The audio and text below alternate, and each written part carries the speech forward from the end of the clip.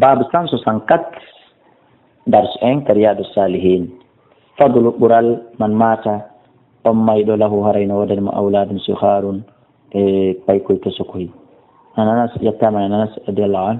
qala qala rasulullah sallam ma min muslimin ala julɗo e mutu mono maya lahu salasatun haramo mari paykoy tato lam yabluhu koye helli faka alhin lam yabluhu lhinsa koye hewta alhelli feede illa adkhalahu llah sowna allah nadema aljanna bi fadli rahmati sabu ɓural yurmede ko yurma kon iyam faade makko e muttafaqun alayh. kono andi ko so tawi himo golli ko moƴƴi hara kadi himo yurma ko woni mayde kon o acca koy ko ɗum woni ko fanda.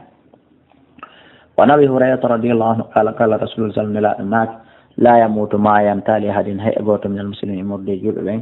salasatun tato min al walade immorde e ɓiɓɓe e la tamassuhum nar ta yite mematamo haray on noon illa tahillatal qasam sowna saabu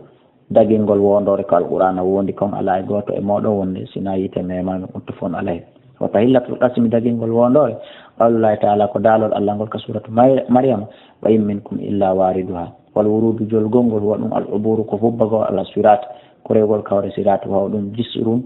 ɗum ko kolihum mansubun fempakum wallinakum foccakum ala zari jahannama ka hoore yite jahannama afana allahu minha yo allah dandu en bone ngal kolewal amina.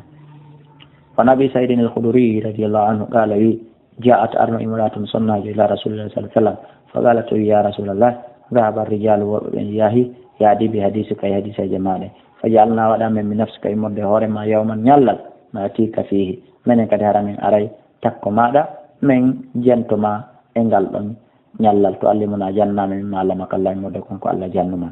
worɓe ɓen tu woni naɓude hadisaje maɗe. qala nelaɗo maki e yitamana moɓodira yawma kada wa kada ñalande ni faji tamana ɓe moɓodiri fata hunna nabiyu annabajo sallallahu alaihi wasallam ari tayɓe fa allamahunna o janniɓe mimma allamahu llahu immorde konko allah janniɓe summa qala rekkeɓe maki e hino o ma minkum ala mo on min imratin immorde sonnajo wo tuqaddimu salasatan min al walad mono ardina ɓiɓɓe tato yeeso illa kanu laha sona ɓen ɗo wonano yeymo hijaban heedode minanna immorde yiite sarti si o muññino ɓe no hana muññorede kaɓe maayi hara kadi mo niɓe niidi islam hara kadi kanko kadi mo golli golle moƴƴe. fa galata imratum sonnaji goo wi ene nelaɗo wasnani ene ɓiɓɓe ɗiɗo no fa gala rasul sall nelaɗo maki wasnani hayso ko ɗiɗo wasnayni hayso ko ɗiɗo muttafaqun alayh wallahu a'la wa a'lamu.